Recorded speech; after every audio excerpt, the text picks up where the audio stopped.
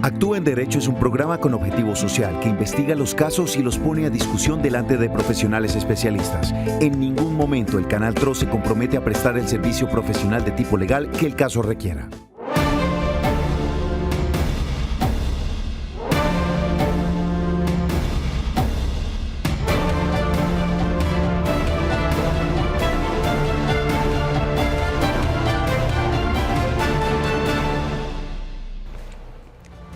Hola, ¿qué tal? Un cordial saludo, bienvenidos a Actúa en Derecho. Después de las noticias, iniciamos con el programa jurídico del Canal TRO, dedicado a cada uno de ustedes, la comunidad, a atender esas diferentes situaciones donde seguramente requiere la asesoría de un especialista en Derecho. A partir de este momento, usted se puede comunicar con nosotros al 310-245-8548.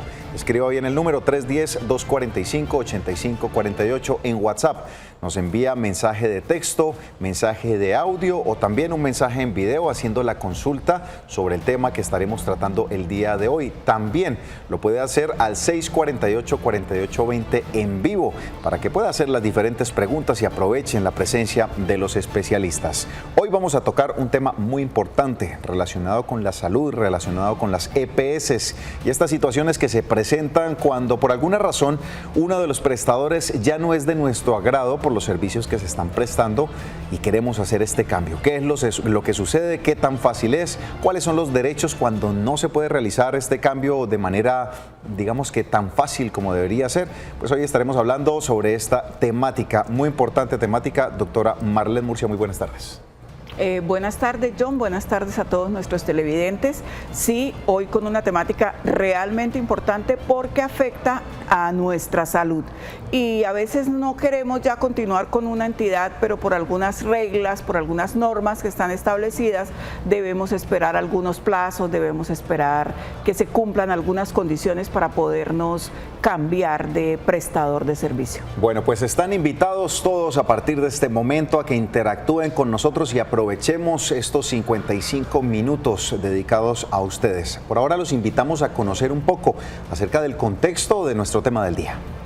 Es de vital importancia estar afiliado al sistema de salud en todo momento. La afiliación al sistema de seguridad le da el derecho a las personas a usar los servicios definidos en el plan obligatorio de salud, en caso de que se requiera. Pero existen casos en los que algunas personas no están conformes con los servicios que ofrecen sus EPS, por lo que desearían cambiarse, pero se abstienen por dudas, u otras que hacen el cambio pero se mantienen ya que con la nueva EPS ni mantienen o mejoran los servicios ofrecidos por la anterior prestadora.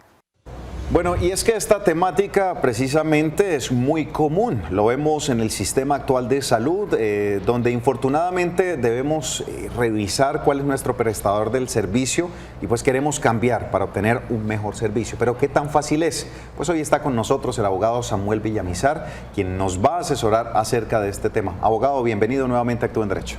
Muy buenas tardes, John. Muy buenas tardes, doctora Marlene Murcia.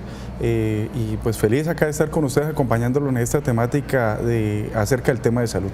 Hablemos, abogado, inicialmente de esas facilidades. Uno creería que en el sistema de salud podría tratarse tan sencillo como cuando ya no nos gusta una línea celular y estamos aburridos con la prestación de este servicio y decidimos buscar otro operador, otro prestador de servicio en el caso de la salud. ¿Qué tan fácil o qué tan difícil resulta ser este cambio? Bueno, ya inclusive la Superintendencia Nacional de Salud ha sacado una guía, una directriz para que cada uno de los usuarios que quieran realizar este cambio lo pueden hacer sin ningún problema. Obviamente debe tener un requisito de fidelidad al sistema, exige un número de semanas mínimo para poder trasladarse y de esta manera efectuar el cambio. Se torna un poco más complejo en aquellas personas que tienen una situación de salud de pronto delicada y en ese momento pues las EPS, tanto como la que la persona quiere salirse como la que va a ingresar, muchas veces o en la gran mayoría de casos hay como esa negación precisamente por ese grado de dificultad en la salud de la persona. En ese tema sí se han venido presentando muchas inconvenientes y la persona pues en últimas le ha tocado acudir a la Superintendencia Nacional de Salud para que a través de esta vía logre que sus derechos se le concedan y de esta manera poder trasladarse y garantizar el derecho fundamental a la salud. Pues veamos qué fue lo que le pasó a nuestro televidente. Pues él decidió cambiarse a otra EPS por una situación que se estaba presentando, pero pues se llevó una sorpresa al momento del cambio. Esto nos cuenta nuestro televidente. Desde el año 2011 tenía una tutela con Saludcop, hoy Medimás, la cual venía recibiendo un tratamiento integral que consistía en atención domiciliaria en cuanto a fisioterapia, terapia ocupacional, medicina domiciliaria mensual y también unos insumos, cuidado de enfermería o servicio de enfermería diurno. Debido a la crisis que está teniendo en este momento Medimás, pues yo decidí cambiarme a otra EPS para pues mejorar la atención que me estaban brindando y decidí cambiarme desde el 1 de diciembre se hizo efectivo el cambio a la EPS Salud Mía. Y allí pues el cambio ha sido pues muy negativo porque pues recibí atención de valoración en medicina general. Les dije el tratamiento que estaba recibiendo antes y dijeron que pues que lo definían los especialistas.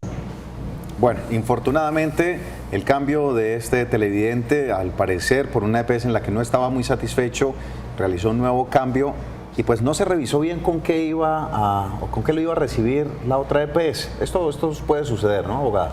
Este tema me genera una inquietud para consultarle aquí al doctor la primera consulta. ¿No se supone que si yo tengo ya una historia clínica y llego a una EPS con esa historia clínica, el médico la debe como retomar? ¿No es así? ¿No existe esa obligación? Pues cada EPS tiene como el archivo de su historia clínica. Del paciente, de cada uno de los usuarios. Entonces, pero al trasladarme, o sea, si yo voy con mi historia clínica, ya tengo una medicación, ya tengo un tratamiento, ¿no se supone, digo yo, que se debería respetar? Por parte, hablando de los principios generales en salud que tanto yo menciono, el tratamiento debe continuarse de la misma manera que se le venía concediendo en la EPS inicial, no puede suspenderse, porque la salud, es decir, por trabas o por impedimentos administrativos no puede suspenderse el trámite, tiene que seguir adelante y la persona tiene que, si la EPS no la aportó o no tiene toda la valoración completa de la historia clínica, hacerla llegar para que su tratamiento sea obviamente sin interrupción, porque lo que debe primar acá es el derecho a la salud, la continuidad del mismo. El trámite administrativo no puede ser un tropiezo para que el derecho a la salud no se le conceda. Y es que eso se ha escuchado mucho, lo que mencionaba la doctora Marlene con respecto a, bueno, yo salí de mi EPS porque no estaba funcionando bien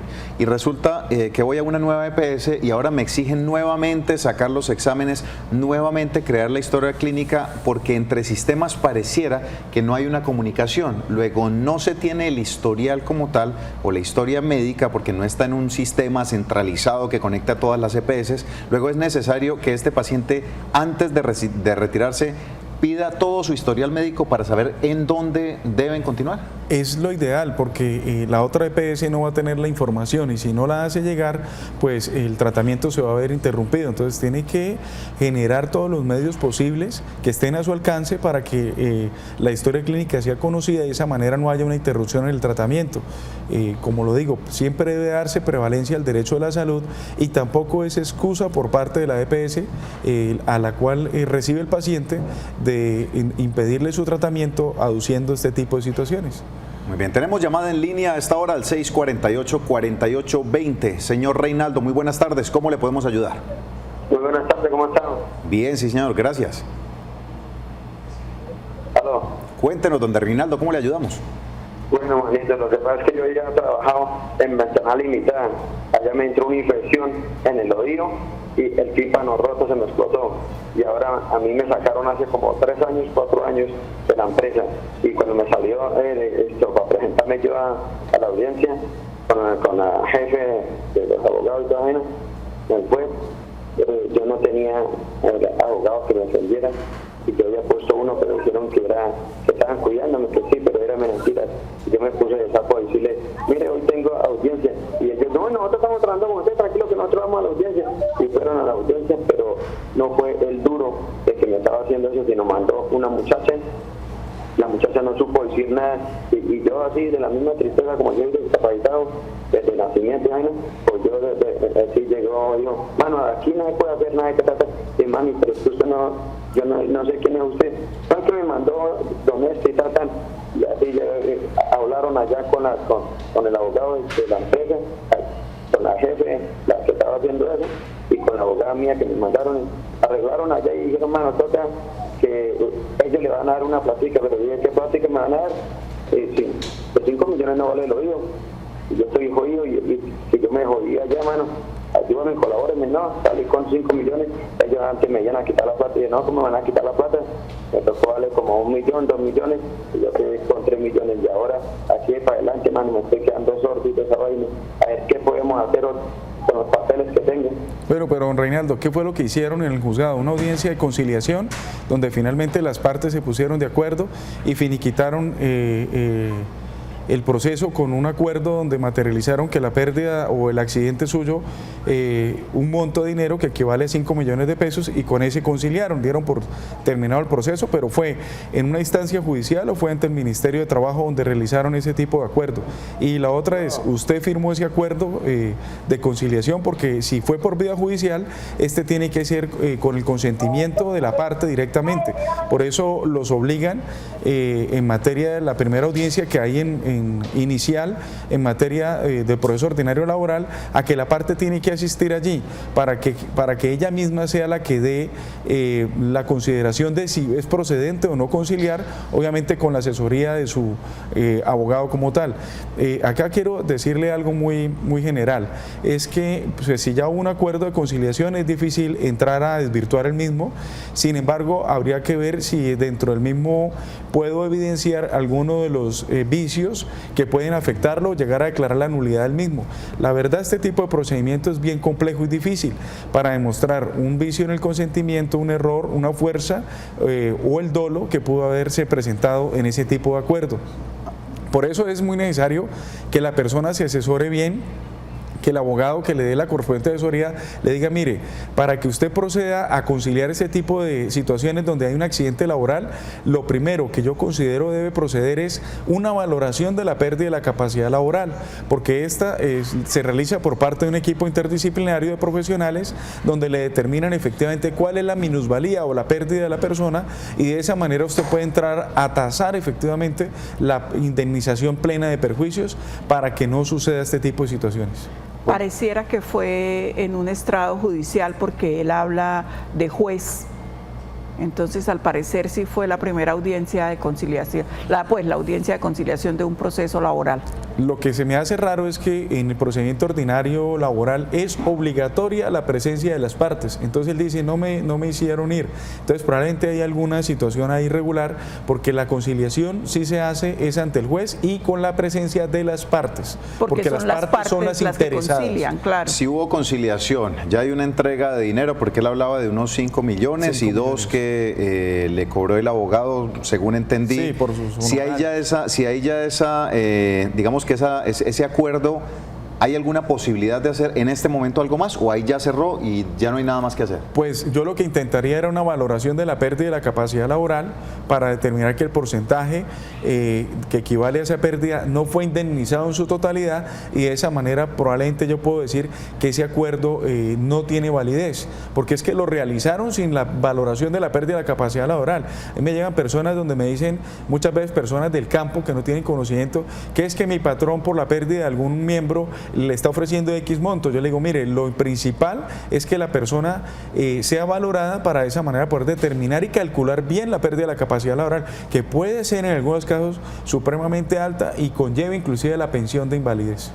Vamos a contestar algunas preguntas que nos envían a través de WhatsApp al 310-245-8548. La primera dice lo siguiente: a mi esposa la pensionó Colpensiones el año pasado. Tengo entendido que por ser casada le deben entregar un porcentaje adicional de la pensión. Les agradezco que me aclaren esta inquietud. ¿Es verdad o no? Bueno, este es el llamado incremento pensional que se da por cónyuge a cargo, ¿sí? Sí. Este tiene una serie de requisitos y para las personas que se están pensionando hoy día no es procedente porque este nace o su naturaleza la tiene con el acuerdo 045 de 1990, es decir, antes de la ley 100 de 1993, aquellas personas que en su resolución de pensión la establece que fue concedido bajo ese marco normativo, sí tendrían derecho siempre y cuando ese cónyuge o compañero permanente depende económicamente de la persona que tiene, que está a cargo, es decir, de la persona beneficiaria de la pensión. Y también procede para los hijos menores de edad. Pero la condición también es que esté bajo esa normatividad, que obviamente la persona que salga hoy día pensionada no va a tener esa condición. Muy bien, abogado, tenemos una llamada, señora Gladys Arenas. Muy buenas tardes, ¿cómo le podemos ayudar? Buenas tardes, doctor. Lo que pasa es que tengo un hijo que es menor de edad y tuvo un accidente en un trapiche y me le cogió la mano el molino.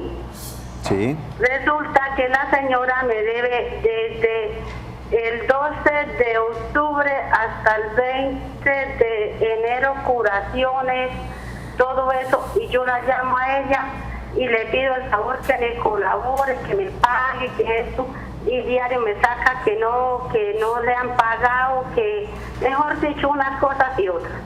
Sí. Y resulta y sucede, aló. Sí, señora, la escuchamos. Y sucede que a él no me le ha pagado lo que es discapacidad ninguna. Y él tiene solamente 15 años. ¿Qué puedo hacer?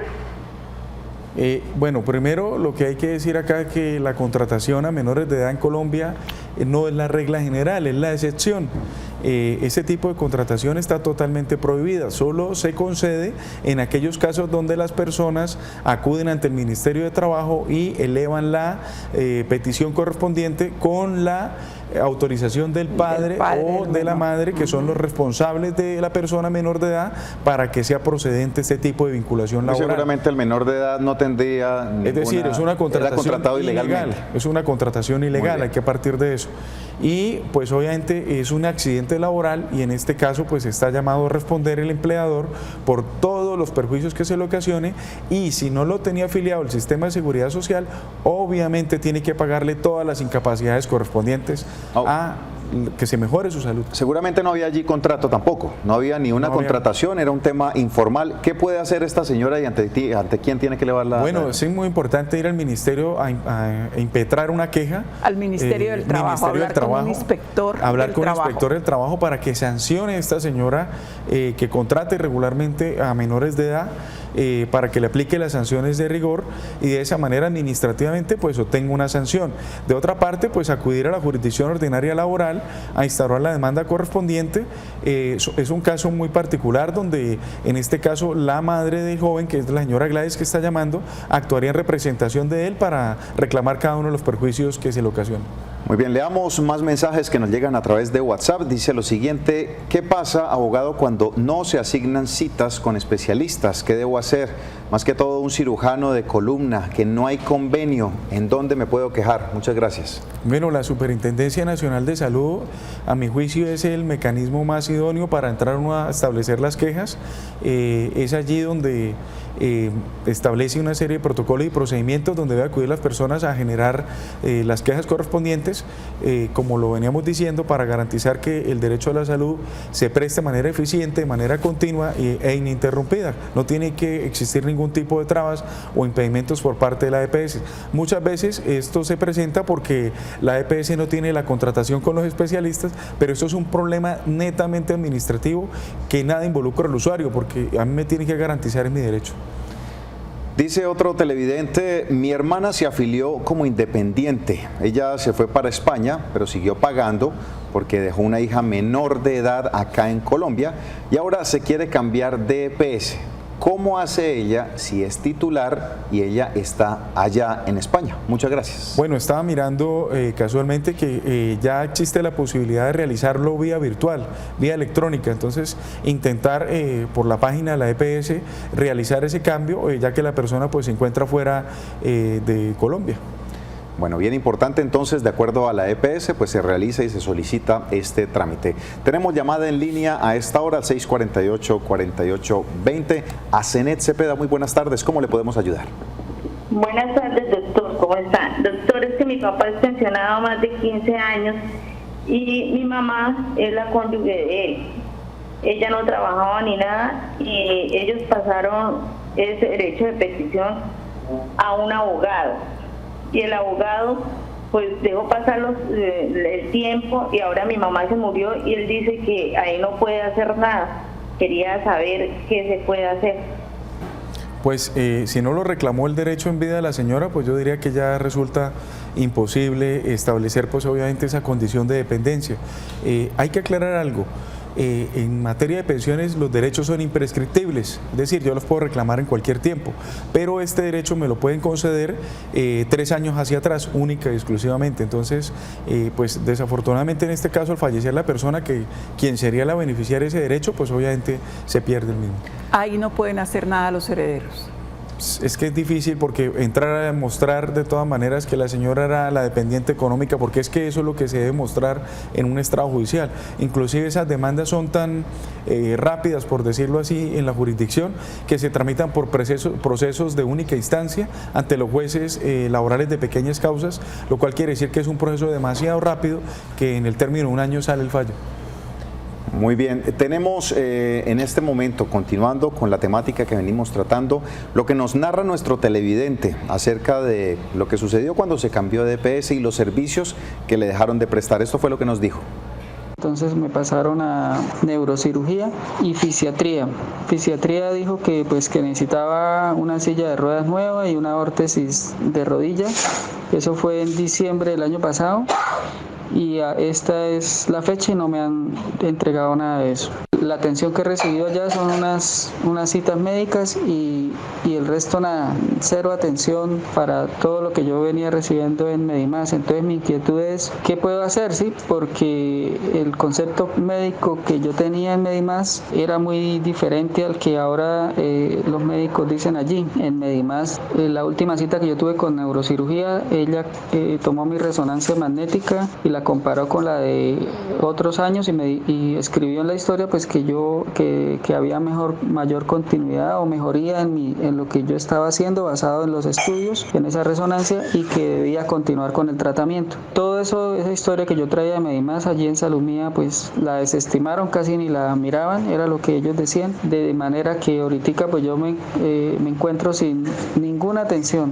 La pregunta es ¿qué puedo hacer? Uno, para que se anule el traslado por la malísima calidad del servicio en Salud Mía, o dos, cómo hacer para que ellos cumplan y me den un tratamiento por lo menos parecido al que yo venía recibiendo. Gracias. Bueno, mire, aquí la situación es eso que no se estaba esperando y pues que hace parte de todo este conflicto que hay en el actual sistema de salud, donde creyendo pues erradamente que su EPS actual no le estaba brindando servicios, pues encontró otra EPS que le brindaba menos servicios de los que podía estar recibiendo. Entonces, analizando esto, abogado, la pregunta pues es muy sencilla. Yo puedo estar cambiando de EPS tantas veces quiera y hacer cumplir los derechos con lo que él manifiesta en que no se le está dando el tratamiento adecuado para poder suplir su situación de salud. Bueno, hay que señalar que el requisito para poder trasladarme de una EPS a otro es la fidelidad de estar un año allí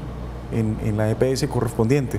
Entonces debo cumplir con ese requisito de estar allí durante un año y a su vez estar al día en los aportes, porque es otro de los requisitos que establece Después la del ley. Cambio, un año estoy obligado a estar. Y estar al día con los aportes para poder realizar el cambio.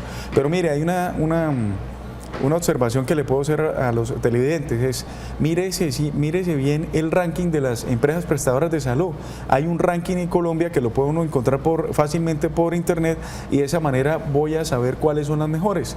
Hay algunas mejor ranqueadas, no quiero de pronto dar nombres acá para no comprometerme, pero sí es muy conocido ya por nosotros cuáles son las mejores. Ahora, por ejemplo, en el caso del televidente, la persona ya no puede volverse a la anterior porque Medimás hoy día no está prestando prestando los servicios. Entonces está en una situación muy compleja. Yo pensaría un mecanismo idóneo para salvaguardar sus derechos, una tutela, para que se le siga garantizando sus derechos a la salud como tal frente a los diagnósticos que él presenta. Podemos decir que el televidente salió de Guatemala y se fue a Guatepeor. Desafortunadamente sí, pero por eso es muy importante esa recomendación, que la persona revise ese ranking de EPS para que haga una buena elección, porque va a durar un año allí, entonces no puede uno salirse tan fácilmente. Bueno, vamos a recibir antes de la pausa comercial al señor Juan Restrepo, que desde la ciudad de Medellín se comunica con nosotros. Don Juan, muy buenas tardes, ¿cómo le podemos ayudar? Buenas tardes, ¿cómo les va, doctoras y doctores? Están ahí muy amables por el servicio que dan a la gente, ¿no? Doctor, la consulta mía es de que a mí me despidieron hace un año de una empresa aquí en los lados de Medellín, de esos despidos que siguen, como se dice, fuertes, que usted entró a trabajar a las 2 y a las 4 de la tarde se vaya acá. Yo tenía contrato indefinido. Él me sacó sin justa causa, por X motivo, pues que es que por baja venta y baja producción. Resulta de que para el momento del despido yo tenía una enfermedad, nunca obtuve la estabilidad rebosada y tenía restricciones. Yo quiero saber, con respecto a usted, les pregunto, ¿qué derechos tengo yo, pues por la enfermedad, a pelear un reintegro, ¿cierto? Y lo otro de esos despidos que son injustos cuando dicen que no hacen un proceso disciplinario, no le dicen nada, sino que él optó por despedirme, pues así, de esos fuertes, pues como le digo, si me hago entender, me disculpa que está un poquito nervioso. Don Juan, le pregunto dos cosas. ¿Usted firmó la renuncia? No, yo firmé la carta de despido, ¿no? La carta de despido. ¿Y fue despido justificado, le dicen? No, dicen que por baja venta y baja producción, es una empresa multinacional. Vamos a hacer, don Juan, una pausa comercial. Al regreso, la respuesta de esta inquietud aquí en Actúa en Derecho. Continuamos en Actúa en Derecho. Muchas gracias a ustedes por seguir en sintonía. Abogado, vamos a darle una orientación al señor Juan, que desde la ciudad de Medellín se comunicó con nosotros. Una difícil situación, a él lo despiden por aparentemente no estar cumpliendo con unas metas en ventas, y posteriormente le identifica que tiene una situación de salud y por eso en este momento está siendo afectado, no es contratado en ningún lugar y él quiere saber qué se puede hacer. Bueno, a Juan le diría que de todas maneras, él dice que eso fue hace 3 años, que debe intentar la valoración de la pérdida de la capacidad laboral, acudir a la ARL, que en ese momento lo tenía afiliado a la empresa, o a través de un derecho de petición para que lo valoren, porque si no hubo inclusive examen de egreso, entonces es un requisito que violó y vulneró el empleador en ese momento y al cual obviamente puede hacer valer su derecho por vía de derecho de petición para que le realicen la valoración de esa enfermedad cuyo origen él manifiesta es de origen laboral y de esa manera poder reclamar la indemnización plena de perjuicios. Este tipo de situaciones, la verdad, pues es muy común porque el sistema de seguridad social en materia de seguridad y salud en el trabajo, hasta ahora con la unificación del decreto 1072 es que viene un poco avanzando en el tema y vemos que las empresas están implementando ese tipo de situaciones. Sin embargo, es un deber legal del empleador valorar al trabajador al momento de salir y determinar que la persona, así como ingresa, en el mismo estado como ingresa, debe también salir, so pena obviamente de responder por la indemnización plena de perjuicios. Debe acudir obviamente, don Juan, a la asesoría de un abogado especialista en derecho laboral para que intente una demanda ordinaria de primera instancia, en la cual a través también el mismo juez ordene de oficio la prueba de la valoración y de esa manera se le indemnice de manera plena los perjuicios ocasionados con ocasión de la enfermedad de origen laboral. Y en cuanto al despido, si este fue sin justa causa, pues determinar si efectivamente aplicaron el debido proceso o no. Sin embargo, en los contratos laborales va envuelta la condición resolutoria, esto es, que se pueden resolver sin justa causa siempre y cuando apliquen el pago de la indemnización correspondiente y en este caso lo hubieran realizado como corresponde. ¿Qué es lo que manifestó don Juan? Que sí le hicieron una liquidación. Habría que mirar a ver si está bien o no. Si es correcta. Entonces, la indemnización. Hay varias entonces vías ahí que puede tomar. Don Juan, acuda a un consultorio jurídico, para que le revisen esa liquidación de manera inmediata, no deje pasar más de 3 años y poder reclamar sus derechos y si es del caso la Defensoría del Pueblo para formular la demanda ordinaria laboral para que obviamente le proteja sus derechos. Muy bien, vamos con un mensaje que nos envían de audio a través de WhatsApp, 310-245-8548. Esto nos dicen los televidentes. Buenas tardes. Ayer, cordial saludo. En el día de ayer, viendo el programa que están hablando sobre la cuestión de pensiones, yo envié a este mismo número de WhatsApp una pregunta. La envié vía WhatsApp. Es sobre lo siguiente. Yo recibo asignación de retiro de las fuerzas militares. Tan pronto me retiré de la institución, trabajé en unas empresas de seguridad, las cuales me afiliaron a pensión en Porvenir. Pero se me terminó el contrato, se terminó el trabajo y solicité el reintegro de ese dinero de Porvenir, pero me manifiestan que no, que hasta que cumpla los 62 años. De igual manera les dije que sí podía seguir cotizando, pero me dicen que ya no por mi edad, que es de 56 años. Entonces, ni me dejan seguir cotizando, ni me entregan el dinero acumulado ahí de lo que trabajé en las empresas de seguridad. ¿Qué puedo hacer en ese caso para retirar ese dinero y no tener que esperar hasta los 62 años? Porque uno no sabe si pueda llegar hasta allá. Bueno, entonces, les agradezco la respuesta a esta pregunta y muy amables. Una feliz tarde. Ojalá se pueda obtener esa respuesta en el programa de las 2 de la tarde del día hoy, que voy a estar pendiente. Gracias, un abrazo, muy amables. Bueno, pues si va a tener la respuesta, abogado, sí. ¿Cuál es? La respuesta es no. Debe reclamar la devolución de los saldos hasta que la persona adquiera los 62 años de edad. No puede reclamarlos antes porque así lo establece la ley y obviamente pues de lo contrario todos iríamos a retirar esos aportes en cualquier momento de nuestra vida.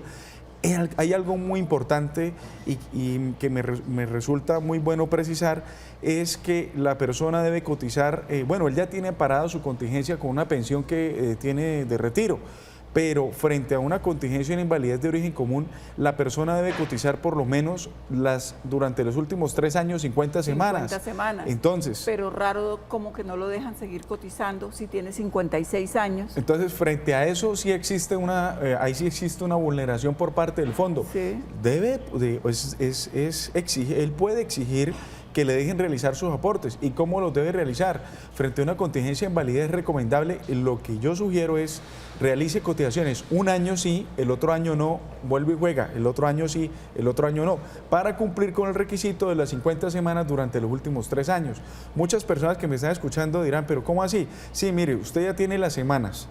Usted ya tiene, le falta la edad, mejor dicho, la edad, claro. Y está esperando llegar a la edad y está en una edad de 56, 57 años para el caso de los hombres, sería 62, le faltan 6 años, de los cuales debe cotizar como mínimo 3 años intercalados para efectos de garantizar el tema de la pensión de invalidez. En el evento en que llegue a sufrir algún accidente o algo, esté cubierto, debe para garantizarla. 50 semanas durante los 3 años inmediatamente anteriores.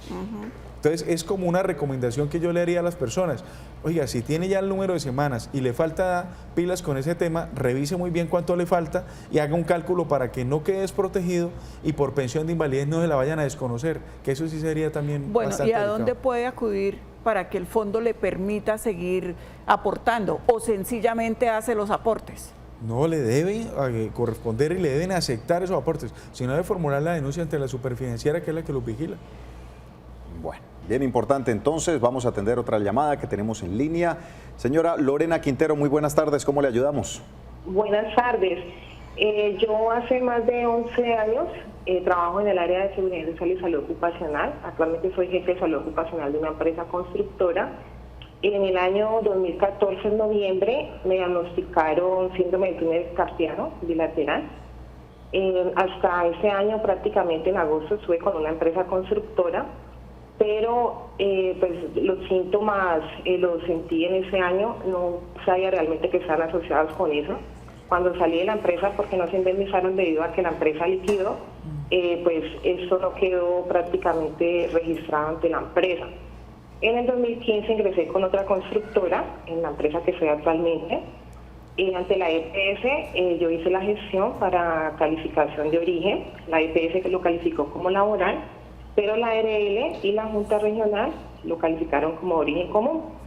No alcancé a apelar ante la Junta Nacional por vencimiento de términos.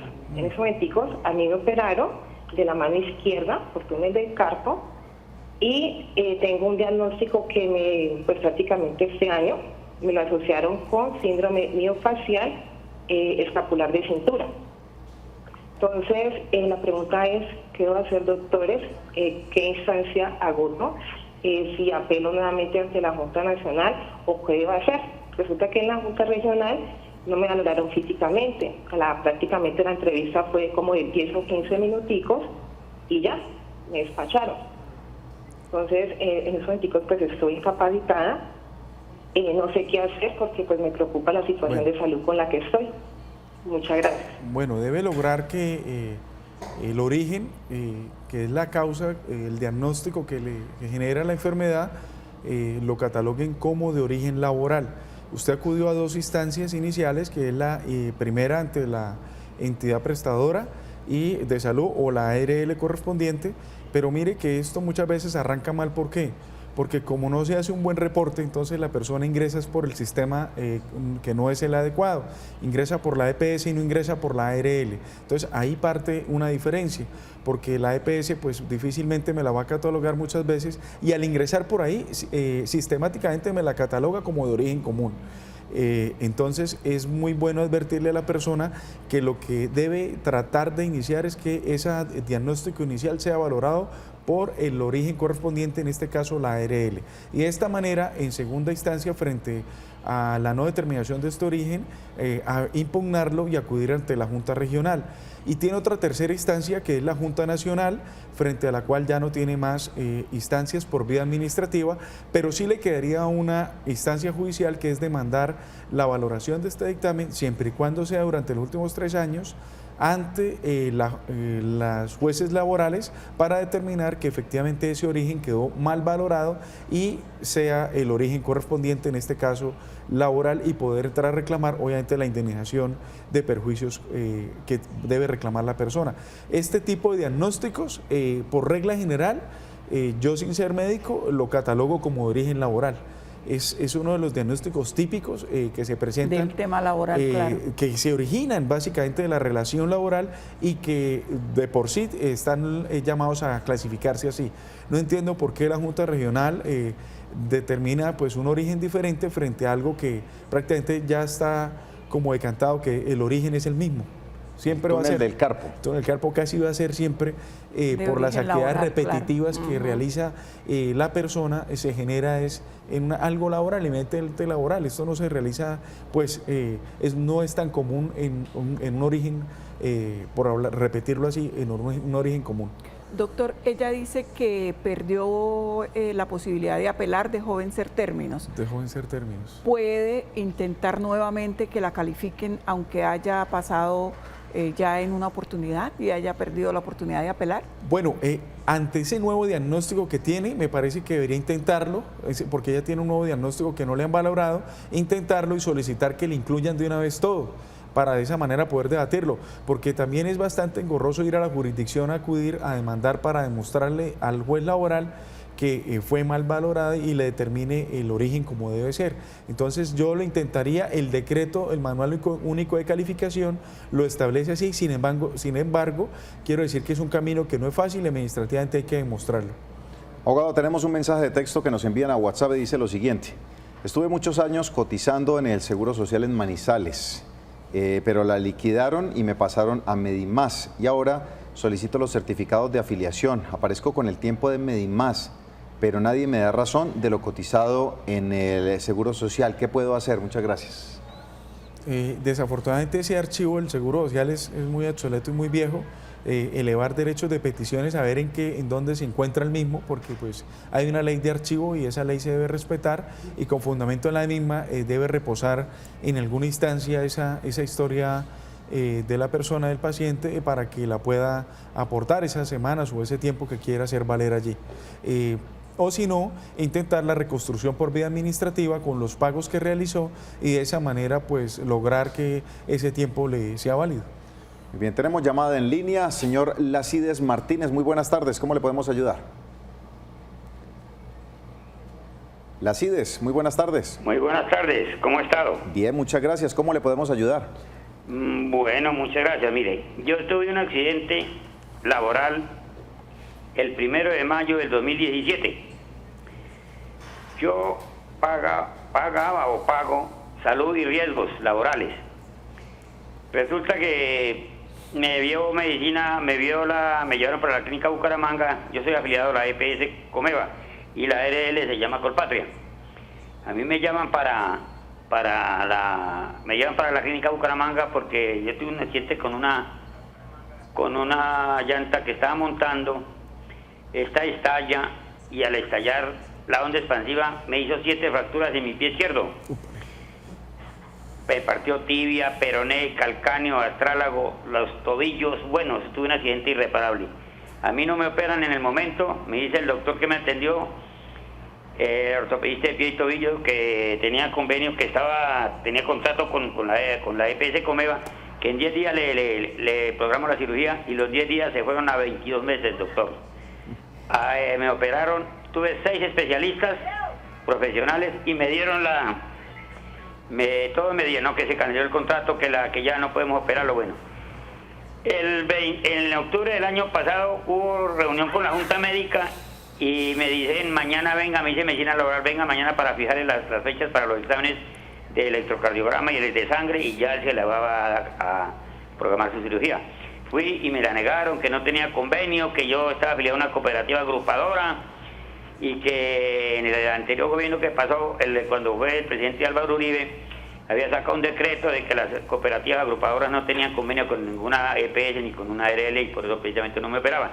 Pero ya me han pagado de ahí mismo 3 incapacidades, me había visto el médico ortopedista una vez y el médico laboral 3 veces, me dieron una radiografía, bueno, pero me sacaron. Tuve que acudir a la última instancia que fue la tutela y el juez del fallo y favor.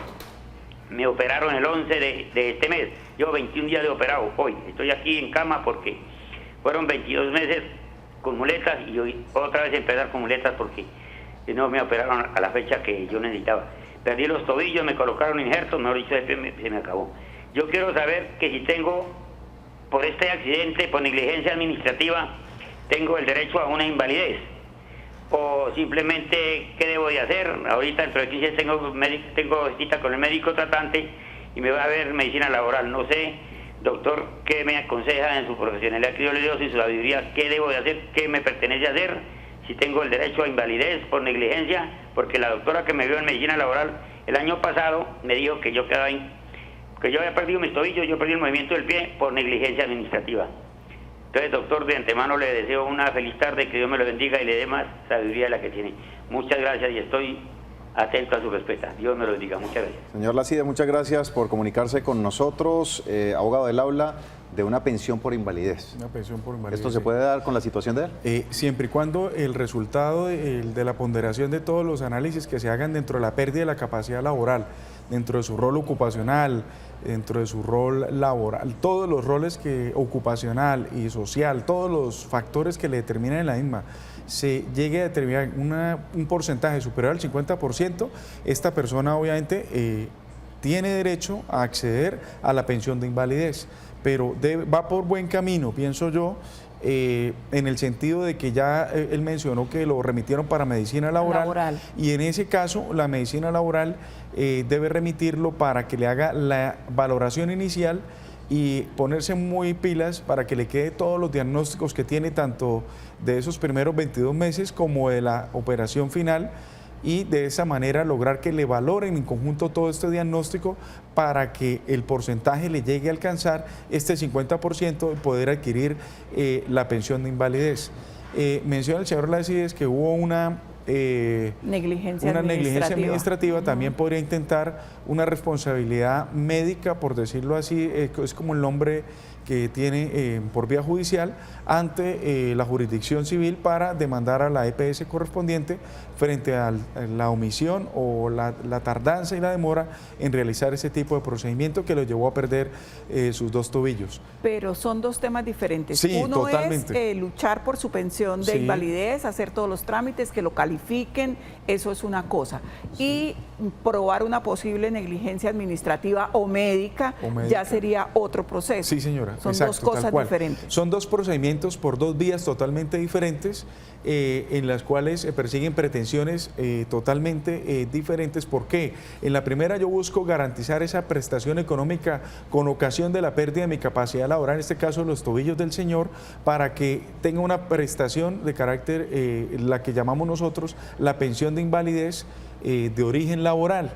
Y de allí también se puede originar el pago de una indemnización plena de perjuicio si el empleador no tuvo precaución, no tomó el más mínimo cuidado, como lo llama el Código Civil, de un buen padre de familia en el ejercicio de sus negocios. Entonces también tendría una responsabilidad el empleador y tendría un llamado a responder por indemnización plena de perjuicios, la pensión, y una tercera opción sería por vía civil, que esta es totalmente aparte, una demanda de responsabilidad administrativa contra la EPS por su presunta negligencia. Abogado, nos preguntan a través de WhatsApp lo siguiente. Mi pregunta está relacionada con seguridad social. Ya que estamos hablando de traslados, quiero saber por qué los administradores de pensiones no lo dejan trasladar de un régimen a otro cuando faltan menos de 10 años. Mi pregunta es porque a mi mamá le negaron este traslado. Ayuda, por favor. Bueno, este es un tema que yo diría está muy de moda. ¿Por qué? Porque se está presentando hoy día que las personas, las mujeres de 47, 57 años de edad, porque 57 es donde quieren su derecho a la pensión, ya no pueden moverse o trasladarse del régimen de ahorro, el RAIS, que llamamos el régimen de ahorro individual, régimen de ahorro individual, ya no pueden trasladarse. Entonces, con solidaridad. Entonces, si la persona está allí, para el caso de las mujeres no pueden trasladarse, la pensión se le va a ver desmejorada. La pensión va a ser mucho más baja. Entonces, lo que debe hacer la persona es demandar por la vía laboral, por la jurisdicción ordinaria laboral, la nulidad de ese traslado, porque ¿qué pasa? A esas personas las trasladaron, no les informaron con cuánto iban a salir pensionadas, y en la gran mayoría de casos las pensiones son liquidadas en el fondo privado por la bolsita o por lo que yo tenga ya ahorrado, y muchas veces las personas salen con una pensión mínima. Tengo el caso particular, y así hay muchos, de una señora que fue gerente de un banco, se devengaba alrededor de 4 millones de pesos, quedó sometida a no trasladarse, la única oportunidad que tiene es demandar ante la jurisdicción ordinaria laboral, y le hicieron el ejercicio del mismo fondo privado y le quedaría la pensión en 3 millones de pesos en Colpensiones y en 800 a 1 millón de pesos en el fondo privado. Luego, las diferencias son bastante grandes, y también opera obviamente respecto a hombres y mujeres. Los hombres con 52 a 62 que no pudieron trasladarse y que están metidos en el régimen privado o en el fondo privado y ya no pueden trasladarse al fondo público. Deben iniciar un proceso ordinario laboral de primera instancia para que se declare la nulidad de ese traslado y puedan las personas salir bien pensionadas. Muy bien, señora Marina Sepúlveda, muy buenas tardes. Cuéntenos cómo le podemos ayudar. Señora Marina. Buenas tardes. Hola, buenas tardes. Cuéntenos. Sí. Quería primero que todo darle las gracias por el programa, felicitarlos a todos ustedes, los de la mesa de trabajo. Es que no me ha quedado bien claro lo que el abogado dijo. Es que tengo una hermana que ya lleva 28 años de estar trabajando, estar laborando, pues ella se siente cansada, dice que para retirarse, pero todavía, ella hasta ahora tiene 46 años, imagínense, y ella le figura los 57 con la nueva ley. Entonces, ¿cómo haría ella, por ejemplo, para lo que no le entendí bien al abogado, de los 3 años, un año paga sí, otro no? A ella, entonces, ¿cuántos años le tocaría pagar? Digamos los 11 años, pero intercalados, ¿o cómo así? Listo, abogado. Vamos a contestarle esta inquietud a la señora Marina después de la siguiente pausa, y al regreso va a tener usted qué es lo que debe hacer con la situación que está viviendo su hermana. Ya regresamos aquí en Actúa en Derecho.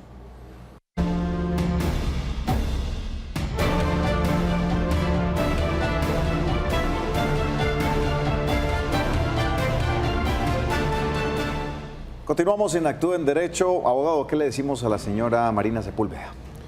Bueno, es que la regla es muy sencilla. Lo que determina la ley es para el tema de pensión de invalidez, no estoy hablando de pensión de vejez, porque hay que dejarlo muy claro. La pensión de vejez se adquiere al tener el número de semanas que prevé la ley, en este caso 1.300, y para el caso de las mujeres en edad 57 años. Ese derecho, si lo tiene la persona, obviamente lo va a adquirir sin ningún tipo de menoscabo, sin ningún tipo de restricción. Pero para garantizar que la persona que tiene en este caso 46 años y le faltan 11 más, entonces lo recomendable, esa manera de sugerencia, no es que la ley lo obligue, sino es una recomendación, es algo de tipo social para que las personas no se vean luego afectadas frente a una contingencia de invalidez que cualquier persona está sujeta a padecer, es que cotice durante los últimos 3 años 50 semanas. Entonces el ejercicio que yo hago es, la persona de cotizar un año sí, el otro año no cotiza, vuelve y juega, el otro año que sigue sí cotiza, intercalarlo para de esa manera garantizar ese derecho, pero frente a la pensión de invalidez, hay que dejarlo claro, porque la persona ya tiene de por sí, solo le falta esperar su derecho para adquirirlo con el tema de la pensión de vejez, su edad, pero para evitar que se llegue a presentar una contingencia de invalidez y que la misma no esté amparada, deberá cotizar 50 semanas durante los últimos 3 años. Muy bien, abogado, una última pregunta. Nos dicen acá lo siguiente, abogado. Finalmente, ¿cuánto es el tiempo que yo debo esperar para poder cambiar de EPS? ¿Un año, al mes, a la semana? ¿Cuánto tiempo es el legal para no tener inconvenientes? La respuesta es la A, 1 año. 1 año. Tiene que esperar después del primer cambio. 1 año, sí, claro. Digamos que eso es una cláusula de permanencia. Es un requisito como de fidelidad que establece la norma para que la persona no pueda tampoco trasladarse como un ping-pong de arriba para abajo, ¿no? Porque obviamente eso tampoco es... esto se maneja a través de contratos de unidad por capitación y ellos ya tienen un volumen de personas aseguradas y con fundamento en eso pues obviamente arman su presupuesto y todo su sistema financiero. Hay un análisis que yo siempre hago sobre el tema del sistema de seguridad social en Colombia. El sistema de seguridad social está definido con un marco legal muy bueno, inclusive lo han tomado réplica países ya en desarrollo, pero lo que debemos eliminar de este sistema de seguridad social en salud es la intermediación, es figurar. Nosotros, yo cuando tuve la oportunidad de realizar una especialización en seguros y seguridad social, lo que nos decían los docentes, eliminemos el tema de la intermediación y de esa manera para que el dinero ya no se quede en manos de terceros, sino que el dinero llegue directamente, obviamente, al sistema de seguridad social y de esa manera no haya ningún tipo de fraude, que es lo que muchas veces se presenta. Abogado, muchas gracias por haber estado participando con nosotros. A ustedes los invitamos a que mañana nos sintonicen 2 en punto de la tarde. Por ahora, quédense con la buena compañía de DJ TV Pura Actitud. Bendiciones, feliz tarde.